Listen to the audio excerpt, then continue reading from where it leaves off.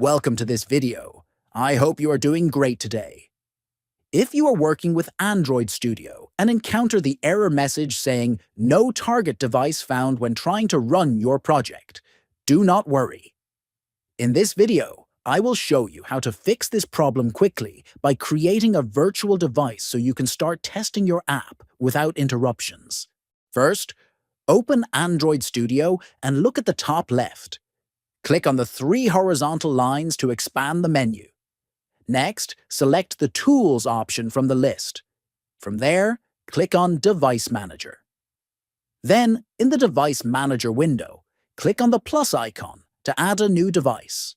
Now choose Create Virtual Device and select a device from the available list, such as a Pixel phone.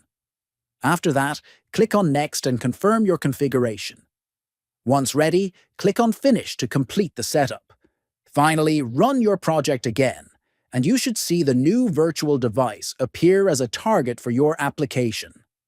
If you found this video helpful, make sure to subscribe to the channel, like the video, and share it with others. Thanks for watching, and see you in the next one.